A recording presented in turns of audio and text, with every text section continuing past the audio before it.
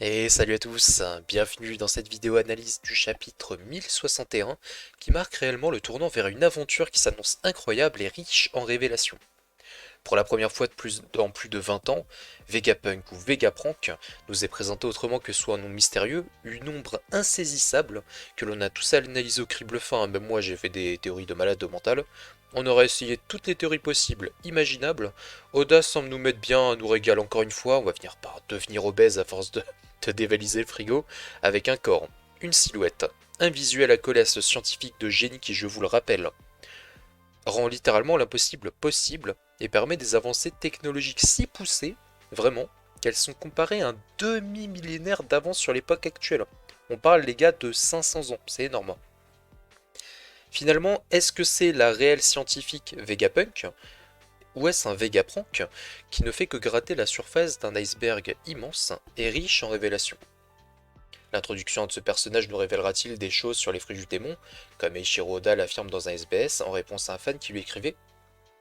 Pour analyser tout ça, d'abord le chapitre en lui-même dans un premier temps, puis de manière axée, poussée sur quelques points portants du scan, on analysera tout ça. Donc deux parties distinctes. Première partie case par case comme d'habitude.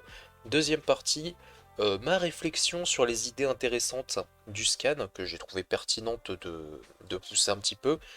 Et voilà. Donc je laisse les personnes désireuses de ne pas être spoilées davantage que sur les réseaux de revenir dès dimanche. Donc Manga Plus pour la sortie officielle traduite par des professionnels reconnus, d'accord, en accord avec le Japon, etc. Et moi je serais ravi de discuter avec vous dès dimanche. Pour les autres, accrochez-vous. Je vous avoue que je suis un peu impatient moi aussi. On part à la chasse à l'information à travers des pages du manga, c'est parti. La page de couverture s'ouvre sur le titre prometteur Deckhead. Je ne sais pas parler anglais, calmez-vous. L'île du futur, qui peut se traduire selon moi par donc Head, donc le cerveau, qui va siéger dans cet endroit isolé qui appartient au gouvernement mondial, Vegapunk, et Egg. Egg, c'est un peu l'œuf, c'est le berceau des créations, des innombrables créations robotiques, cybernétiques, voire vivantes, du docteur Vegapunk. On nous montre au gros plan, juste en dessous, l'envolée du Jarmat de Balsix et César Clown de l'enfer qui est Whole Cake Island, qui semble dévasté au niveau du paysage. Les bâtiments gâteaux sont renversés, ce sont tels des cracks que le boys band Power Rangers s'envole vers d'autres cieux. Amen. Plus Reiju. De l'action, et paf en voilà, Bonnie se fait intercepter par Luffy et Kiss of Chopper d'une brise violente de vent qui leur envoyait en Pakistani pour se rendre compte, et Théma la taille du requin, qu'un méca requin se prépare, tel un pied jaloux à se refermer sur le Sonigo. Au moins 20 fois la taille d'un navire costaud, on parle d'un gros navire quand même le Sony, en plus des tempêtes de vent, des vagues déchaînées qui s'abattent sur l'équipage victorieux de Nigashima, Eiichiro Oda nous dit clairement que les Yonko ne sont clairement pas la seule menace au monde à prendre très au sérieux. Et là, je tacle, je tacle quelqu'un. Toutes les personnes qui vont dire, par exemple, bah si t'es pas Yonko, t'es une merde. Bah voilà. La mer, c'est pas à prendre à la légère. Un méca requin, ça peut mettre un équipage de Yonko dans la sauce en 3 minutes. Vous voyez par vous-même. Je ne montre qu'une preuve. Technologie contre technologie. Jinbei saute à l'eau pour repêcher les trois enclumes et Franky active le super ventilo pour propulser le navire en avant sans voile. Mais le requin créé par Vegapunk arme des missiles, des boulets de canon, des torpilles pour couler les intrus. Moi qui pensais qu'Elbaf allait suivre, on a été servi en gigantisme, mais je m'attendais pas à ça. Les torpilles renversent le Sonigo, complètement à la renverse, ça vise très bien, le requin me semble intelligent, qui jette les Mugiwara à l'eau du coup, qui sont tumultueuses. Ce sont des eaux avec des courants de malade mental. On se rappelle Bonnie qui est littéralement attrapé par un courant énorme. Mention spéciale à Zoro que j'attendais nous sortir une apnée. Zoro, île des hommes poissons, il sait de retenir sa respiration. Sous 10 000 pieds de profondeur face à Audi Jones, mais la surprise et la puissance du courant ne sont jouables que pour le paladin des mers qui va se démarquer et Kari, et qui va sauver les utilisateurs de fruits du démon. Heureusement d'ailleurs, au moment où le méta-requin semble vouloir engloutir le navire de l'Empereur Libre, un Falcon Punch, délivré par Optimus Prime littéralement, le casse en un seul coup. Et vu comment ils ont galéré, j'ose même pas imaginer les prouesses technologiques du robot comparé à un Franky Shogun. On est clairement projeté à une époque bien avancée 500 ans en avant. Transition. Ah, je sais pas si je le fais bien. On nous ramène furtivement à la base navale du J-14 de la marine dans laquelle les enfants de Punk Hazard semblent suivre un traitement pour retrouver leur taille normale. Et Shiroda nous balance ici du lourd en information, je parle pas des enfants. Grand bien leur face, hein, il faut qu'ils retrouvent leur taille normale, car le Sword nous est montré partiellement au niveau de ses membres. Si Tashigi n'en fait visiblement pas partie, aucune indication au niveau de son grade, Dol, Hermep, Ibari, Prince Grus et ses sbires nous sont présentés comme faisant partie d'une unité qui n'agit pas de concert avec la marine pour prendre des décisions et agir. À la manière d'un Cypher Pole, les Swords semblent avoir un commandement qui leur est propre, en toute discrétion par rapport à la marine traditionnelle.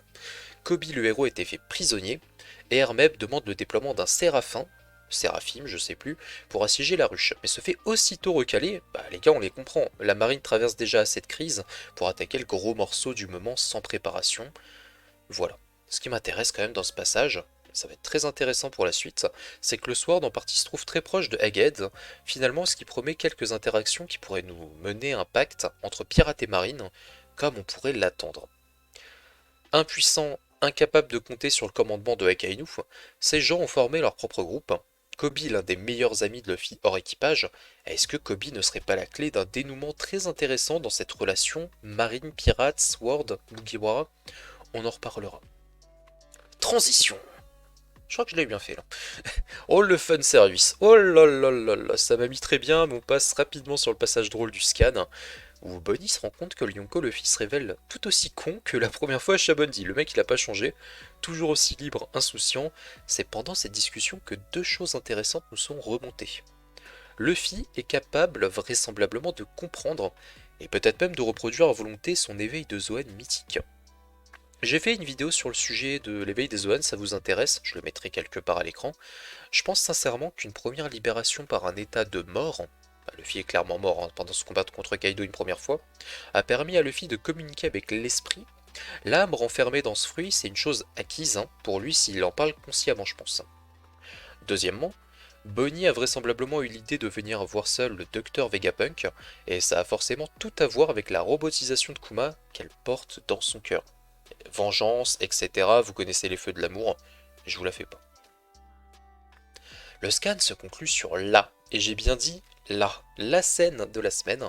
J'ai été spoilé, j'ai envie de me tirer une balle. Enfin, je regrette de posséder Twitter. Du robot géant qui a pulvérisé le méca requin sort une demoiselle qui semble parler comme une vieille personne, qui aborde un peu un style pilote, hein, avec la petite veste et tout, de cuir. Là on est bien, hein. À confirmer dès dimanche avec les dialogues, mais une jeune qui parle comme une vieille, ça m'a fait un peu tilter, tu vois, au niveau de la compréhension. Vegapunk nous est révélé en tout cas par Oda comme étant une femme, voilà, hein, bien loin du vieillard à moitié chauve en blouse blanche, grosses lunettes sur le nez qu'on pouvait attendre. Le design me plaît énormément. Je sais pas pour vous, enfin moi j'ai été conquis au point où j'ai failli laisser passer les informations essentielles et je me suis dit bah c'est bon, c'est Vegapunk. Mais est-ce que c'est vraiment le cas les gars?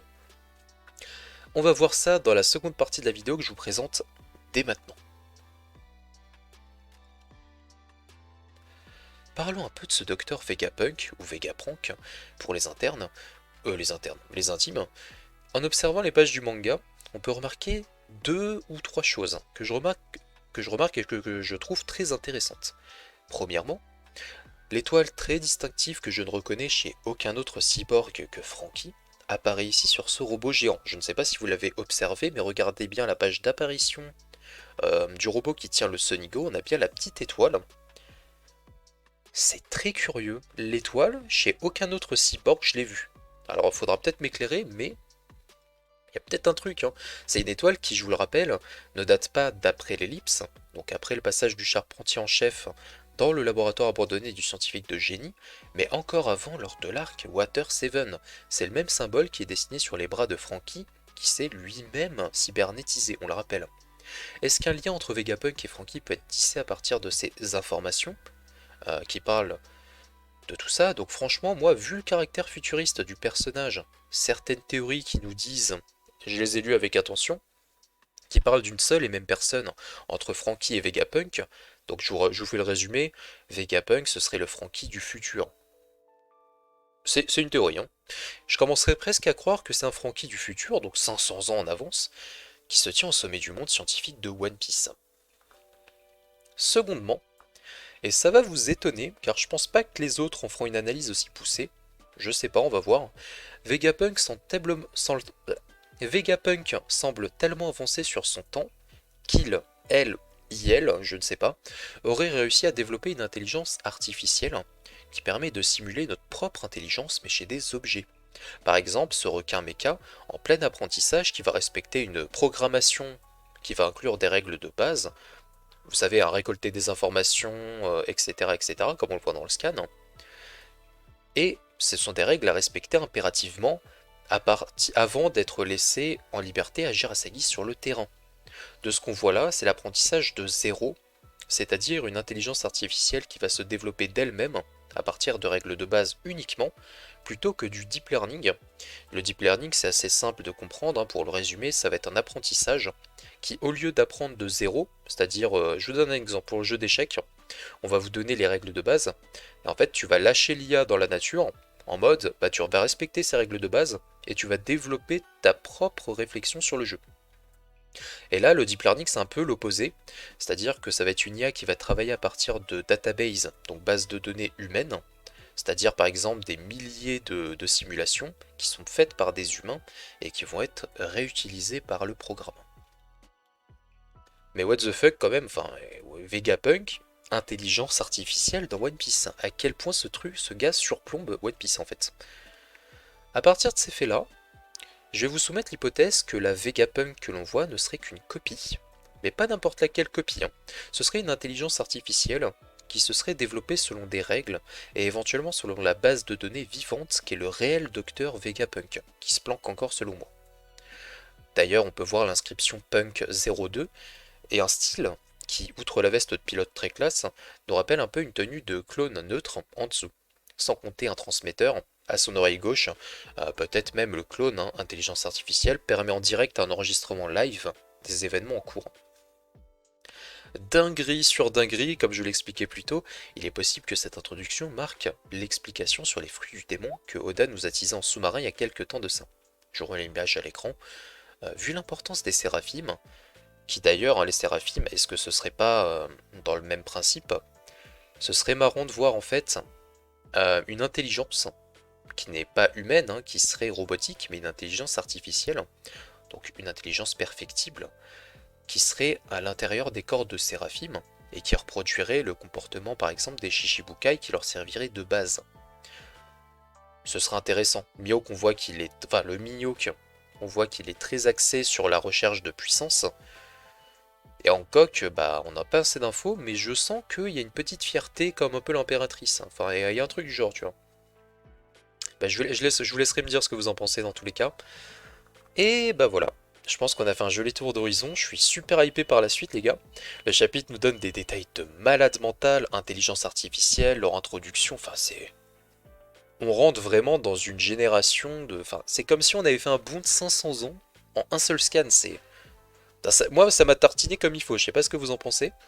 En tout cas, merci à vous pour avoir suivi la vidéo, n'hésitez pas à me soutenir. Je vous remercie beaucoup, hein, pour le soutien des personnes qui passent régulièrement, de nouvelles personnes qui arrivent, merci beaucoup. Et je vous dis à la prochaine pour de nouvelles vidéos. Salut les gens!